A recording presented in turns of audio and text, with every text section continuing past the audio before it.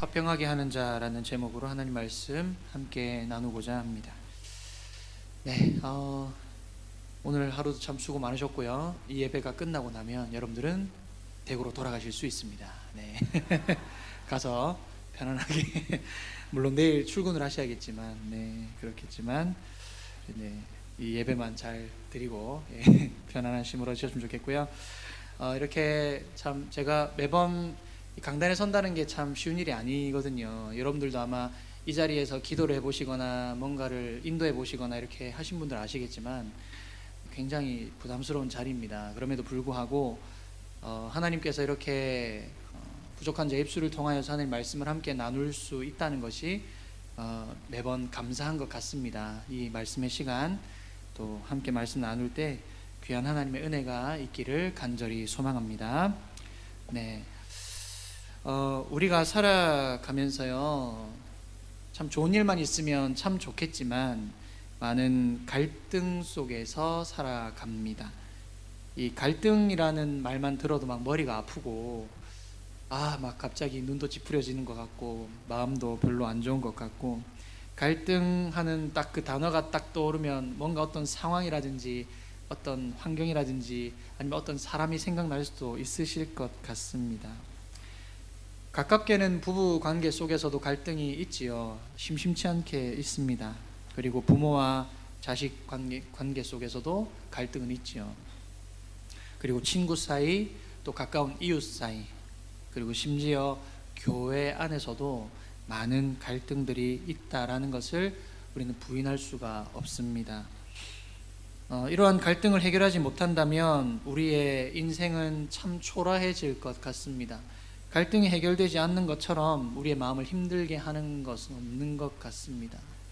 여러분들도 아마 이 갈등이라는 단어를 들었을 때 현재 겪고 계시는 갈등, 내적인 갈등, 외적인 갈등 포함해서 여러 가지 관계 속에서 갈등을 겪고 계실 수도 있을 것 같습니다.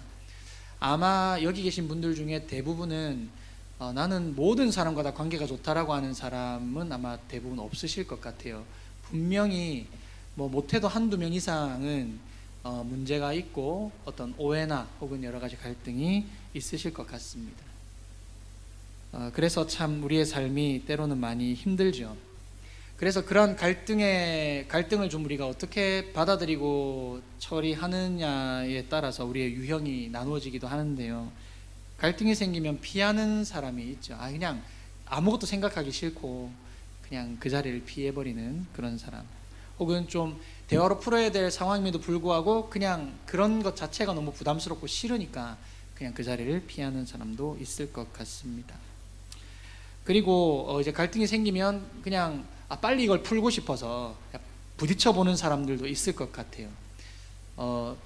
저도 이게 어떤 관계가 제가 좀 불편해지면 제가 굉장히 좀 저는 좀 관계 중심적인, 좀 관계 지향적인 사람이라 관계가 좀 힘들어지면 좀 이렇게 힘든 게 스타일이거든요. 그래서 좀 빨리 푸는 게 좋지 않을까 해서 되도록이면 빠르게 이렇게 가서 대화를 한다든지 어떤 소통을 한다든지 그렇게 해서 풀어보려고 하는데, 사실 그렇게 하려고 해도 생각보다 잘 안 됩니다. 왜냐하면 내 마음은 그런데 상대방의 마음이 아직 준비가 안 돼 있거나 그런 여러 가지 상황이 있기 때문에 그렇죠. 갈등을 피하든 갈등을 바로 딱 때리든 아니면 상황을 지켜보면서 계속해서 그냥 기다리는 상황이 있든 여러 가지 면에 있어 긍정적인 면도 있고 부정적인 면도 있는 것 같습니다. 근데 중요한 건 정답은 없는 것 같다라는 거죠. 그래서 우리에게 기도가 필요하고 하나님의 도우심이 필요한 것 같습니다. 이 갈등에 대해서 미국 LA 타임즈에서 조사를 한 가지 했습니다. 어떤 조사였냐면 미국 사회 속에 한국 사람은 어떤 위치에 있는가라는 질문으로 조사를 했다고 합니다. 그러니까 이것을 리서치하기 위해서 이 한국인들의 좀 특징을 먼저 이렇게 나열해 둔 게 있거든요. 그래서 이 미국 사람들이 볼 때 미국 사회 속의 한국 사람의 특징은 무엇이냐? 한국 사람 하면 첫 번째 생각나는 게 경제력이라고 합니다. 왜냐하면 얼마 되지 않아서 금방 자리 잡고 금방 그 힘들고 어려운 미국 사회 속에서 금방 부유하게 되더라라는 거죠. 미국 사람들이 볼 땐 그렇게 보였다는 겁니다. 둘째로 미국 사회 속의 한국 사람들의 특징은 교육열이 뜨겁더라라는 겁니다. 왜냐하면 한국 사람은 교육 환경이 좋지 않으면 가차없이 이사를 하더랍니다. 그래서 교육열이 뜨겁더라라는 것이고요. 세 번째는 종교력이 강하더라라는 겁니다. 한국 사람이 있는 곳에는 꼭 뭐가 있습니까? 교회가 있더라. 네, 어떻게든지 종교를 한 가지 이상은 가지는 것 같더라라고 그렇게 이야기했다고 합니다. 마지막 네 번째로는 한국 사람 하면 미국 사회 속에 어떤 이미지가 있는가? 잘 싸우더라 이런 게 있습니다. 근데 중요한 건 현지인과 싸우는 게 아니라 누구와 싸웁니까? 지네들끼리 싸우더라는 거죠. 지네들끼리. 자, 그래서 미국 사회 속에 한국 사람은 어떤 위치에 있는가? 결론은 이겁니다. 한국 사람은 미국 사회에 해댈 것이 없다라는 결론입니다. 왜냐하면 싸워도 자기들끼리 싸우니까 별로 해댈 것이 없다. 네, 이 대한민국 사회 갈등 비용이라는 게 있더라고요. 대한민국 사회 갈등 비용, 그러니까 갈등으로 인해서 사용되어지는 비용이 있다는데요. 얼마인 줄 아십니까? 상상을 초월하는 금액인데요. 300억이 아니라 300조 원이라고 합니다.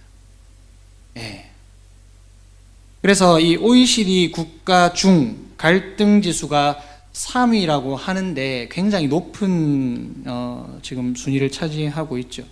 멕시코나 이스라엘 다음으로 이렇게 대한민국이 갈등 지수가 높다고 합니다. 요 최근 4년 새에 2배나 올랐고요. 그리고 갈등 공화국이라는 별명도 가지고 있고요. 그리고 반대로 행복 지수는 최하위를 기록하고 있는 반면에 자살률은 여전히 1위를 기록하고 있는 대한민국에서 저와 여러분이 지금 살아가고 있습니다. 그만큼 우리는 갈등 속에 살아가고 있지요. 이러한 현실을 피하고 싶지만 받아들여야 하는데, 그렇다면 이러한 현실 속에 하나님을 믿는 저와 여러분은 어떻게 살아가야 할까? 이것을 우리가 말씀 속에서 좀 찾아보면 좋겠습니다. 오늘 본문 말씀은 산상수훈 많이 들으시는 말씀이죠. 그 산상수훈의 첫 말씀 8복 중에 화평케 하는 자는 복이 있나니 하나님의 아들이라 일컬음을 받을 것이다 라고 그렇게 말씀합니다. 먼저 화평이라고 하면 여러 가지 뜻이 있겠지만 사전적 의미로는 화목하고 평온하다라는 뜻이 있고요. 그리고 개인적인 관계 속에서는 화합하고 일치하는 것을 화평이라고 그렇게 표현을 합니다. 그리고 나라와 나라 사이가 화목하고 평화스러운 것을 뜻하기도 하는데요. 네, 안정감이 있고 행복하고 그리고 특별히 전쟁이 없는 아주 조용한 고요한 상황을 화평하다라고 그렇게 정의 내리고 있습니다. 예수님께서 제자들에게 이렇게 말씀하셨죠. 제자도를 말씀하실 때 너희가 서로 사랑하면 내 제자인 줄 알리라. 서로 사랑하면 내 제자인 줄 알겠다라고 말씀하셨고, 우리가 화평할 때에 오늘 말씀 중에 하나님의 아들이라 일컬음 받을 것이다 그렇게 말씀을 하셨죠. 이 팔복의 말씀 8가지 말씀 중에 가만히 보면 오늘 화평케 하는 자의 복이 이제 7번째로 등장하지 않습니까? 근데 제가 그냥 개인적인 생각이긴 하지만 이 팔복에도 정점이 있는 것 아닐까 생각합니다. 예수님께서 생각나는 대로 그냥 던지신 말들이 아니라 분명히 순서에도 좀 의미가 있지 않을까 생각을 해봅니다. 그것이 바로 오늘 말씀 화평케 하는 자, 이 팔복의 정점은 바로 이 화평케 하는 자가 아닐까 그렇게 저는 생각을 합니다. 하나님과의 관계가 화평하고 사람들과의 관계가 화평하다라는 것, 그래서 우리가 율법을 딱 한마디로 요약하면 하나님 사랑, 이웃 사랑이지 않습니까? 그렇기 때문에 하나님과의 관계, 화평함과 사람들과의 관계가 화평한 것 무엇보다 중요하다라는 말씀이지요. 이 팔복의 말씀 속에 이제 화평케 하는 자는 복이 있다라고 하는 그 말씀 뒤에 마지막이 뭐냐면 의를 위하여 박해받는 자는 복이 있나니 천국이 그들의 것입니다 이렇게 나오지 않습니까? 자, 그렇기 때문에 사실은 여러분들도 아마 느끼셨을 거예요. 내가 좀 손해보고 내가 좀 그 화평케 하려고 하는 그런 어떤 이야기들을 좀 내가 할 때에 손해보고 좀 그런 것들을 감내할 때에 여러분 그 뒤에 꼭 뭐가 따르죠? 핍박이 따르죠. 그러니까 화평케 하려고 하는 그런 노력들이 그대로 잘 전달이 되어서 내 마음이 그대로 잘 전달되어서 바로바로 이렇게 일이 해결되고 갈등이 해결되면 참 좋겠지만, 앞서 말씀드린 바와 같이 갈등을 내가 좀 이렇게 잠식시키려고 이렇게 좀 잘 해보려고 했는데 오히려 그 갈등이 더 불붙는 그런 경우들도 많이 있지 않겠습니까? 결국에는 하나님께서 그것을 아시고 해결해 주셔야만 그 모든 일들이 가능하겠죠. 경험해 보시면 아시겠지만 화평케 하려면 그 뒤에 꼭 핍박이 따르더라고요. 왜냐하면 예수님께서는 화평케 하러 오셨죠.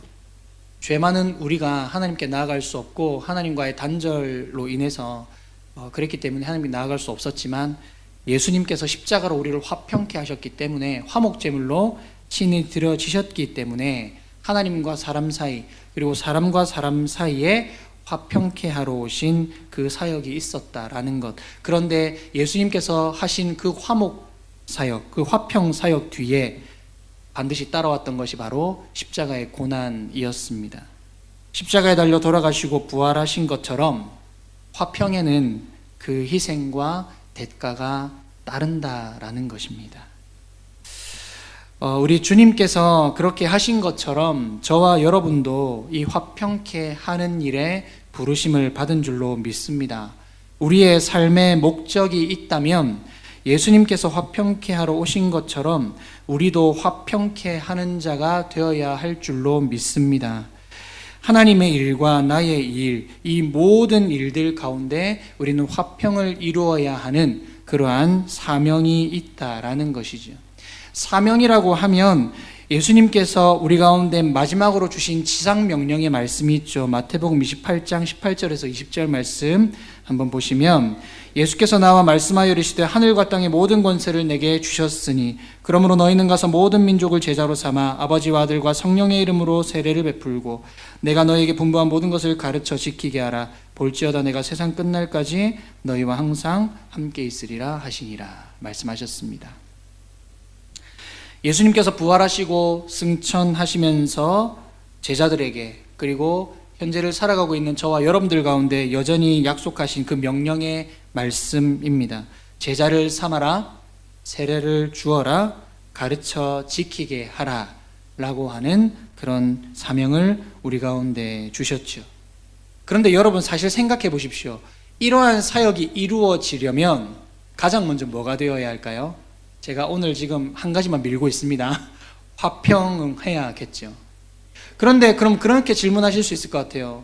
오늘도 우리 오전에 사도행전 말씀 살펴보았지만, 사도행전 말씀에 복음을 전하고 예수님 말씀대로 하면 일이 술술 풀려야 되는데 어떻게 됐죠? 바울과 실라, 바나바가 가는 곳마다 어떻게 됐습니까? 쫓아다니면서 유대인들이 괴롭혔잖아요. 그럼 고난이 막 따르잖아요. 그러면 그들의 입장에서는 바울과 실라, 복음을 전하려고 했던 그 사람들의 모든 행동이 유대인들에게는 뭐였어요? 갈등을 일으키는 것처럼 보였겠죠. 그러나 바울과 실라는 화평의 복음을 전하기 위해서 나아갔단 말이죠. 자, 그랬을 때 반응은 두 가지였습니다. 복음을 들었을 때 그대로 잘 받아들이는 사람이 있는가 하면, 복음을 들었을 때 거절하는 사람이 있었겠죠. 굉장히 그것을 갈등을 유발하고 그 마음속에 막 힘들고 어려운 것들이 있어서 그렇게 막 복음을 거부하는 사람들이 있었을 겁니다. 그렇다고 해서 여러분 복음의 본질이 갈등일까요? 아니겠죠. 저와 여러분은 알고 있습니다. 결국 그 복음이어야만, 그 복음으로만 그 모든 갈등들이, 그 모든 나라와 나라의 문제들이, 전쟁과 기근과 모든 문제들이 다 해결될 수 있다라는 것. 그 진리를 알기 때문에 그들은 목숨을 걸고 전도하러 나아갔던 것이죠. 그들이 복음을 알아듣지 못했을 뿐, 복음은 절대 갈등을 일으키는 것이 아니라 화평케 하려는 복음이었다라는 사실을 우리는 반드시 기억해야 합니다. 그런 차원에서 이 모든 것이 화평하지 않으면 불가능한 일이죠. 제자 삼는 것, 세례 주는 것, 가르치고 지키게 하는 것, 관계가 깨어지고 서로 신뢰하지 못하고 아무것도 되지 않는데 어떻게 이런 일들이 벌어질 수 있겠습니까? 그렇게 생각해 보면 복음이라고 하는 것, 그리고 우리가 화평케 하는 것, 이 모든 것은 관계의 지향적인 성격이 있는 것 같아요. 왜냐하면 여러분 먼저 10계명을 보십시오. 10가지 계명이 있죠. 1에서 4계명이 하나님과 나와의 관계, 그리고 5계명부터 10계명이 이웃과 이웃과의 관계의 말씀이지 않습니까? 결국에는 관계의 문제죠. 나 외에 다른 신을 섬기지 말라부터 해가지고 마지막 내 이웃에게 거짓 증거하지 말라 하는 그 말씀까지 보면 결국 모든 것이 다 관계 속에 있다라는 것입니다. 그렇게 보았을 때 여러분 팔복의 말씀도 한번 보시면 팔복도 관계적인 부분들이 있다라는 것이죠. 첫 번째 네 항목입니다. 심령이 가난한 자, 애통하는 자, 온유한 자, 의에 줄이고 목마른 자. 이 네 가지를 보시면 하나님이 아니면 채울 수 없는 것들이에요. 그러니까 사람이 절대 채울 수 없는 부분들이죠. 그래서 하나님만이 채우실 수 있는 영적인 가난, 애통함, 신뢰와 겸손, 하나님의 뜻에 대한 갈망들, 이것은 사람이 채울 수 없습니다. 하나님께서만이 채우실 수 있는 것이죠. 그렇기 때문에 이 팔복 안에서도 하나님과의 관계가 두드러지게 분명하게 나타난다라는 것입니다. 나머지 네 가지 항목, 긍휼히 여기는 자, 마음이 청결한 자, 화평케 하는 자, 의를 위하여 박해받는 자, 이렇게 네 가지가 또 있죠. 거짓과 사심이 없는 마음으로 사람을 대하는 것, 평화를 추구하는 것, 의를 위해서 고난 받는 것. 우리가 이 팔복이라고 하는 이 모든 복들은 관계에서 나옵니다. 그리고 관계를 더욱 깊고 빛나게 합니다. 하나님과의 관계, 사람과의 관계, 결국 그 모든 것을 하나님 사랑, 이웃 사랑으로 우리는 이해할 수 있고 그 사랑 안에 그 모든 관계가 온전해진다는 것을 우리는 분명하게 알고 있지요. 여러분, 이렇게 하나님께서 또 예수님께서 모든 많은 가르침들 중에 얼마나 저와 여러분들을 향해서 화평케 하면 좋겠다, 하나가 되면 좋겠다, 얼마나 그 애끓는 마음이 있는지 말씀을 하나 더 보겠습니다. 요한복음 17장에 보시면 예수님께서 이제 다락방 강화, 마지막으로 제자들과 십자가에 달리시기 전에 그 말씀들을 나누신 다음에 요한복음 17장에 길게 예수님의 기도가 나오게 됩니다. 그 부분 중에 17장 11절 보시면 나는 세상에 더 있지 아니하오나 그들은 세상에 있사옵고 나는 아버지께로 가옵나니 거룩하신 아버지여 내게 주신 아버지의 이름으로 그들을 보존하사 우리와 같이 그들도 어떻게 해요? 하나가 되게 하옵소서. 17장 21절입니다. 아버지여 아버지께서 내 안에 내가 아버지 안에 있는 것 같이 그들도 다 하나가 되어 우리 안에 있게 하사 세상으로 아버지께서 나를 보내신 것을 믿게 하옵소서. 계속해서 22절입니다. 내게 주신 영광을 내가 그들에게 주었사오니 이는 우리가 하나가 된 것 같이 그들도 하나가 되게 하려 함이니이다. 마지막 23절입니다.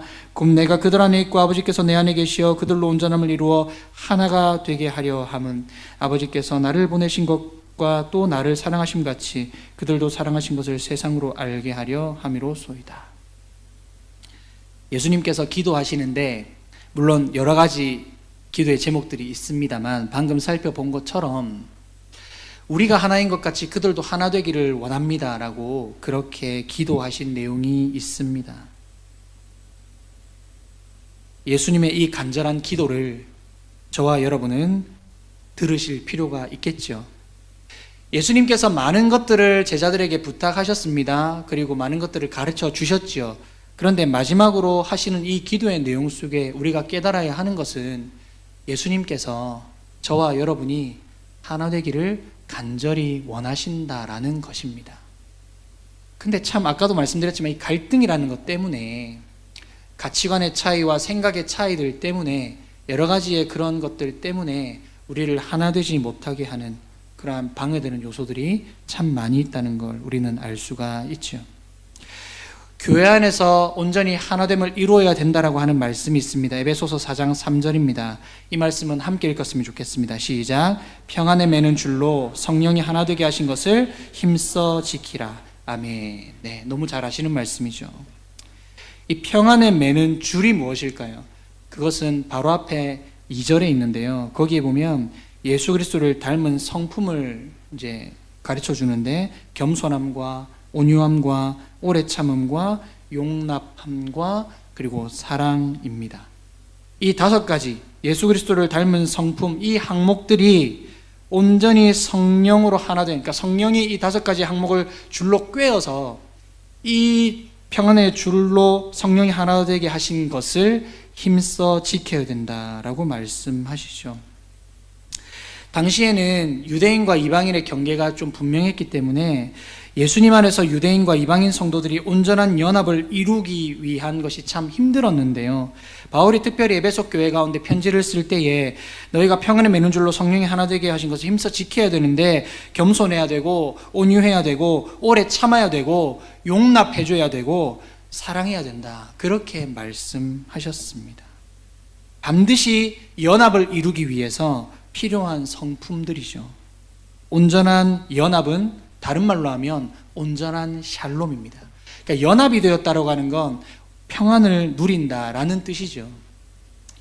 성령은 그것을 줄로 삼아서 유대인과 이방인을 하나로 묶어 주신다라는 것이죠.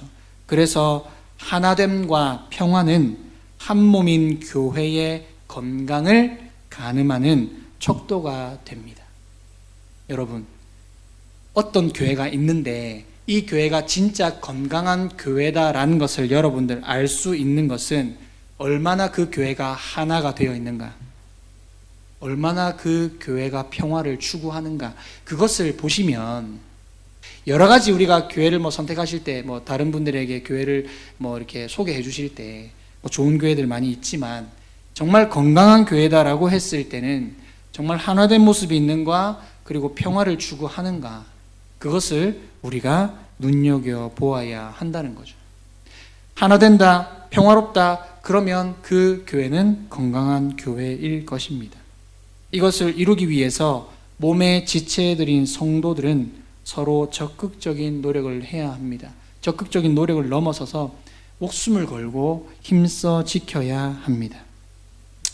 마태복음 5장 23절과 24절입니다. 그러므로 예물을 제단에 드리려다가 거기서 내 형제에게 원망들을 만한 일이 있는 것이 생각나거든 예물을 제단 앞에 두고 먼저 가서 형제와 화목하고 그 후에 와서 예물을 드리라. 네, 이건 역시 예배드리기 전에 자신을 살피고 형제와 화해하지 못한 부분들이 있다면 먼저 화해하고 예물도 드리고 예배도 드리라, 그런 말씀이죠. 사랑하는 성도 여러분, 이처럼 성경의 여러 곳에는 화평과 관련된 말씀들이 참 많이 있습니다. 성경의 중심에는 이 화평하게 하는 사역이 있다라는 것을 우리는 기억할 필요가 있겠죠. 마지막으로 함께 살펴볼 말씀은 히브리서 12장인데요. 예수님의 사역으로 먼저 시작을 합니다. 이러므로 우리에게 구름같이 둘러싼 허다한 증인들이 있으니 모든 무거운 것과 얽매이기 쉬운 죄를 벗어버리고 인내로서 우리 앞에 당한 경주를 하며 믿음의 주여 또 온전하게 하시는 이인 예수를 바라보자. 그는 그 앞에 있는 기쁨을 위하여 십자가를 참으사 부끄러움을 개의치 아니하시더니 하나님 보좌 우편에 앉으셨다. 이렇게 되어 있습니다. 예수님의 그 사역을 굉장히 잘 요약한 말씀이죠. 자, 히브리서 12장 14절 말씀인데요. 함께 읽었으면 좋겠습니다. 시작. 모든 사람과 더불어 화평함과 거룩함을 따르라. 이것이 없이는 아무도 주를 보지 못하리라. 아멘. 예수님의 사역을 소개하고 난 뒤에 12장 14절에 계속해서 보니까 모든 사람과 더불어 화평함과 거룩함을 따르라고 합니다. 이것이 없이는 아무도 주를 보지 못한다라고 합니다. 우리가 우리의 신앙생활 안에서, 우리 교회 안에서 정말로 주님의 모습을 보고 싶다면 화평해야 하고, 그리고 하나님의 그 속성을 닮아 우리는 거룩해야 될 줄로 믿습니다. 이 화평함과 거룩함이 있을 때에 비로소 우리는 주님을 보게 될 것입니다. 그런데 여기서 화평함과 거룩함이라고 했을 때 기독교인이 교회 밖, 그러니까 사회생활에서 인간 관계를 맺는 원리로 이해해서는 곤란합니다. 이 모든 사람과 함께라고 해서 그냥 교인들 뿐만이 아니라 밖에 있는 모든 사람들도 아우르는 그런 말씀인가 보다라고 생각하시면 약간 오해가 있으신 부분이 있습니다. 이 모든 사람과 함께라고 하는 것은 모든 사람, 그러니까 누구나 평화를 이루라는 말이 아니라 이 모든 사람과 함께라는 것은 추구하라, 따르라라는 말과 연결이 됩니다. 그래서 평화와 거룩함을 추구함에 있어서 홀로 하지 말고 모든 사람, 즉 신앙 공동체의 멤버들, 옆에 계신 함께 신앙생활 하시는 우리 교회 안에서의 모든 성도님들이 함께 이러한 것들을 해 나가야 된다. 그래서 비신자들을 포함한 모든 사람과 갈등하지 말고 잘 지내라는 단순한 그런 권면이 아니라 우리가 화평함과 거룩함을 따라야 하는데 누구와 해야 하느냐? 나 혼자만 노력할 게 아니라 이 공동체가 함께 해야 된다라는 겁니다. 그것이 참 중요합니다. 여러분, 신앙생활 혼자 하실 수 있습니까? 혼자 할 수 있을 것 같은데 절대 안 됩니다. 신앙생활, 그리고 화평케 하는 것, 우리가 거룩하게 되는 것 절대로 혼자 할 수 없지요. 먼저는 하나님의 은혜가, 하나님의 도우심이 있어야겠지만 함께 신앙생활 하시는 여기 계신 모든 성도님들이 함께 공동체로 움직여야 된다라는 것입니다. 사랑하는 성도 여러분, 믿음의 경주에 뛰어드셨다면 공동체 안에서 화목함과 거룩함을 추구하시기를 바랍니다. 이것은 주의 얼굴 뵙는 조건이 될 만큼 아주 중요합니다. 쓴 뿌리로 인해서 공동체가 무너지지 않도록 서로에게 은혜가 있는지, 성령 충만함이 있는지 그것을 수시로 확인해야 합니다. 히브리서에 나타난 주님의 모습은 화평과 거룩입니다. 주님과 같이 우리도 이것을 둘 다 취할 수 있으면 참 좋겠지만 너무나 힘든 작업이죠. 그러나 예수님 닮아가려는 노력을 늦추어서는 안 됩니다. 때로는 오해받고 손해보고 억울하시더라도 예수님께서 이 땅에 오셔서 화평케 하신 일에 전심전력을 다 하셨던 것처럼 저와 여러분도 화평케 하는 일에 온전히 쓰임받는 모든 성도님들 다 되시기를 주님의 이름으로 축복합니다. 말씀을 맺겠습니다. 어떤 목사님이 전도하러 나가셨다가 한 분을 만나셨다고 합니다. 그래서 자신이 알고 있는 그 복음의 내용들을 말씀을 전했다고 합니다. 너무 잘 듣더랍니다. 그래서 됐다 싶어서 구원 요청도 하고 교회로 나오시라고 이렇게 얘기를 하려고 하는데 다 듣더니 그분이 목사님 말이 다 끝나자마자 기다렸다는 듯이 이렇게 이야기하고 지나갔다고 합니다. 선생님, 저는 괜찮으니까 교회 안에서 제발 좀 싸우지 마세요. 그러고 가던 길을 갔다고 합니다. 또 다른 목사님은 꾸준히 교회 앞길을 청소하고 있는데 전도용 띠를 두르었다고 합니다. 앞쪽에는 교회 이름이 있고 뒤에는 예수 믿으세요라고 하면서 열심히 매일매일 하루도 빠짐없이 청소를 하셨다고 하네요. 그런데 한 노인분이 지나가던 길을 멈추고 목사님께 이렇게 얘기했답니다. 아이고, 여기는 착한 예수가 있네 라고 이야기했다고 합니다. 여러분, 이 말은 무엇을 의미할까요? 믿지 않는 사람들에게 우리가, 저와 여러분이 예수님의 모습이고 교회의 이미지라는 것입니다. 그런데 우리 안에 갈등이 있지요. 교단도 분열하고 교회도 분열하고 많은 싸움과 갈등들이 있다라는 것을 우리는 인정할 수밖에 없습니다. 이러한 갈등으로 인해서 예수님의 모습을, 그 예수님의 이미지를 실추시킨 것은 아닌지 한번 생각해 보아야 합니다. 믿지 않는 사람들도 보지 않는 것 같지만 다 지켜보고 있다라는 사실이죠. 사실 여러분 반대로 생각해 보시면 안 믿는 사람들이 교회욕을 왜 할까요? 사실 관심 없으면 아무 얘기 안 합니다. 그런데 안 믿는 사람들이 왜 교회를 향해서 질타하고 막 욕하고 막 그런 막 이상한 말을 할까요? 저는 그렇게 생각을 합니다. 그 사람들이 교회에 대해서 그렇게 욕하고 질타하는 이야기를 하는 이유는 그래도 믿지 않는 사람들이 교회에 대한 뭐가 있기 때문에? 기대가 있기 때문입니다. 그렇죠? 여러분들도 막 이렇게 오히려 막 서운해가지고 여러분들끼리도 막 이렇게 서운한 얘기하고 막 좀 아쉬운 얘기하면 막 서로 질타하기도 하고 좀 이렇게 다투기도 하시잖아요. 사실 그 마음속에 뭐가 있습니까? 그 사람에 대한 기대가 있기 때문에 그렇잖아요. 사실은 이 사람 어차피 말해봤자 소용없다라고 하면 여러분 말하십니까? 말 안 하잖아요. 그런 것처럼 사실은 이 믿지 않는 사람들이 교회를 향해서 그렇게 질타하는 이유는 아니 너네가 세상의 빛이라며 너희가 세상의 구원의 방주라며 그러면 좀 더 좋은 모습으로 좀 세상을 변화시키면 안 되겠냐라고 그렇게 교회를 질타하는 건 아닐까 한번 생각해 봅니다. 기대가 있기 때문에 그렇다는 거죠. 여러분, 한국 교회가요 괄목할 만한 성장을 한 것이 사실입니다. 물론 요즘에 뭐 교인들이 줄어들고 있다고는 하지만 한국 교회처럼 이렇게 급성장한 사례는 절대 없습니다. 그런데요, 우리가 성장에만 집중을 하고 있었던 반면 성숙함에는 미흡했던 것 또한 사실입니다. 말씀과 기도 정말 열심히 하죠. 세계 유일의 새벽기도 가진 게 우리나라밖에 없습니다. 전도의 열정은 말할 것도 없습니다. 모든 것이 어떻게 보면 한국 교회에 충분할지도 모르겠습니다. 그러나 이제는 화평케 하는 것에 우리는 좀 투자해야 합니다. 화평하게 하는 자는 복이 있나니 하나님의 아들이라 일컬음을 받을 것이요. 말씀을 살펴보았습니다. 오직 예수 그리스도만이 하나님과 인간 사이의 평화를 만드시죠. 하나님의 아들만이 만들어낼 수 있는 평화이기 때문에 화평케 하는 자의 복이 무엇이라고요? 하나님의 아들이라 일컬음을 받는다고요.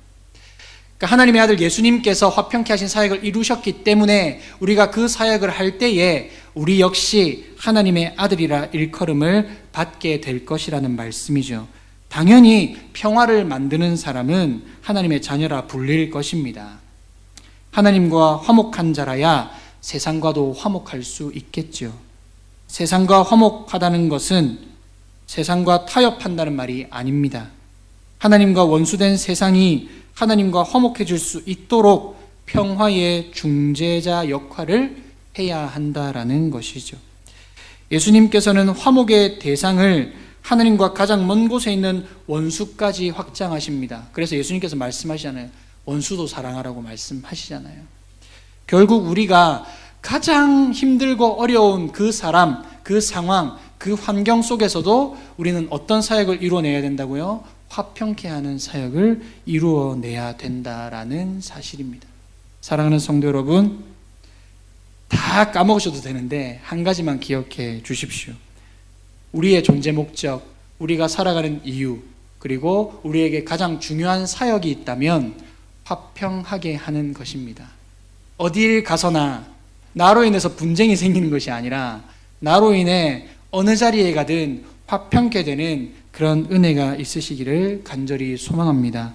그러므로 우리가 어딜 가든지 어디에 있든지 화평하게 하는 자가 되어서 하나님께 온전히 영광 올려드리는 우리 모든 성도님들 다 되시기를 주님의 이름으로 축복합니다. 기도하겠습니다.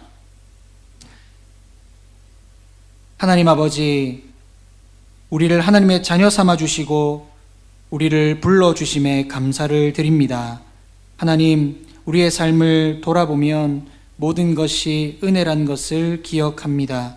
그런데 그 은혜를 망각하고 때로는 교만하여서 내 마음대로 내 뜻대로 행했던 우리의 모든 죄악을 용서하여 주옵소서. 나도 모르게 화평하게 하지 않고 갈등을 유발했던 내 모습과 내 속마음과 내 중심을 하나님께 맡겨드립니다. 예수 그리스도의 십자가 보혈로 우리를 깨끗게 하사 정결하게 하여 주옵소서. 나는 마음이 온유하고 겸손하니 라고 말씀하셨습니다. 그 주님의 성품을 담기를 간절히 소망합니다.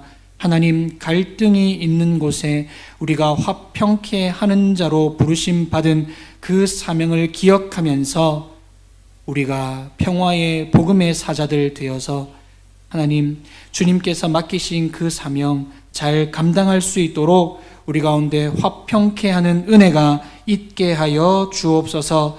화평하게 하는 자는 복이 있습니다. 하나님의 자녀라 일컬음 받을 것이라 말씀하셨사오니 우리가 세상 가운데에서도 믿음으로 승리하며 또한 화평케 하는 자들 되어서 하나님께서 맡기신 그 사명을 능히 잘 감당할 수 있도록 우리의 모든 삶의 자리 가운데 함께하여 주시옵소서. 한 주간을 살아갈 때에 우리가 어딜 가든지 어디에 있든지 화평하게 하는 자 되어 하나님께 영광 올려드리는 우리의 삶이 되기를 간절히 소망하며 살아계신 예수님의 이름으로 간절히 기도드리옵나이다. 아멘.